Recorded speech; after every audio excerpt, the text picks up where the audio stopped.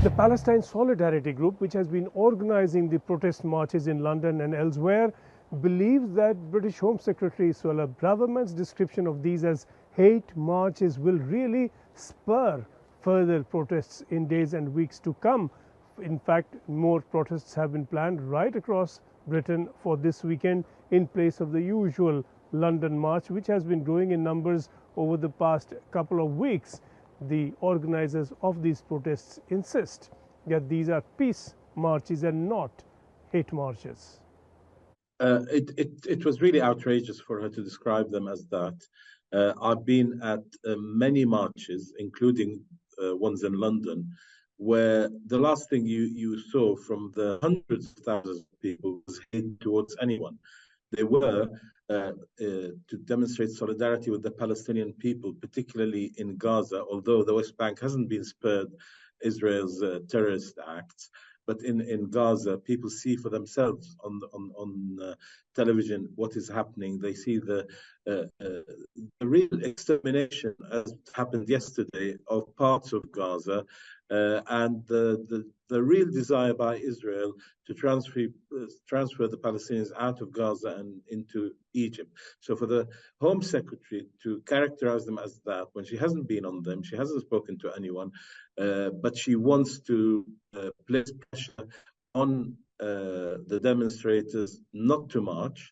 In fact, all she's doing is encouraging more people to come out to defy her desire for these marches not to happen. They are marches for peace, marches for a ceasefire, and that was the banner that was at the front of the particular march that she characterized as a hate march. Well, I think that the hate is coming from Israel towards the Palestinians and encouraged by the West, the United States and so on, particularly in Britain. Therefore, that is where the hate is coming from. Otherwise, they would wish to see an end to the killing in Gaza. And incidentally, if there is a ceasefire, it will also stop any Israelis dying. So it's not a one-sided killing. Death is death. No family should have to suffer any more deaths as a result of this particular round of violence. And therefore, I think if they had any humanity in them, any equality between Palestinian lives and Jewish lives, especially children, there should be an absolute rush to end this so that there aren't any more children being killed. And therefore, I would characterize the hate coming from one direction, from Suella Braverman, from the Prime Minister and Foreign Secretary towards the Palestinian people, because they are supporting Israel's hate of the Palestinians. Well, first of all, there's been a siege on Gaza, a blockade, if you like, for 16 years. People have been at the mercy of Israel, allowing goods and services in and out. They've also faced a number of wars, 2008-9, 2014, 12-14, you bring it to 2021. So this is one of a series of inhumane, indiscriminate killing of Palestinians.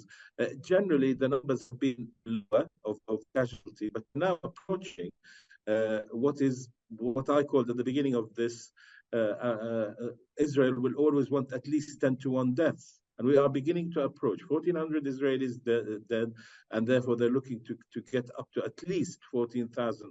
I hate to use numbers, but that is what it appears to be heading towards. So the situation in Gaza was that at least half the unemployment was at least 50%. There were people who couldn't travel abroad in any case, even for treatment. Yes, Israel had allowed some to work in the 1948 areas, but very quickly withdrew that. In fact, those from Gaza who are in the 1948 areas have been thrown out, and they are really desperate to return, but they can't, and they're being looked after generally by others. But again, we are focusing on Gaza, and rightly so. But the killing, the violence, the humiliation of Palestinians in the West Bank is continuing as well. There's the real fear, because in the West Bank you also have the terrorist settlers who are carrying out acts of violence across the West Bank. And I know from speaking to people in East Jerusalem that there are real fears now that if they leave their houses, they could be attacked by settlers.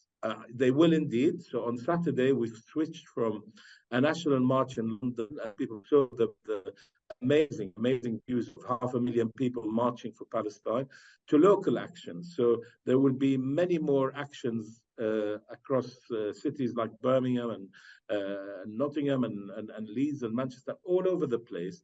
And then we will return to London for a march in a week later. Of that, I think it's what will it be?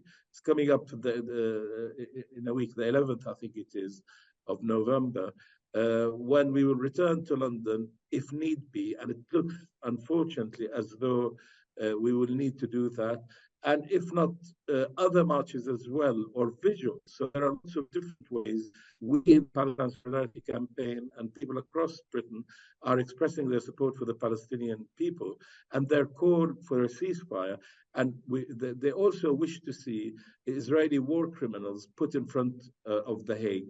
Karim Khan, the Attorney General of the International Criminal Court, is the border crossing. He doesn't need evidence from people. He can see it all on the television, warnings and by the Israeli leaders, and then action, just like yesterday. That must be a war crime, and therefore he must investigate.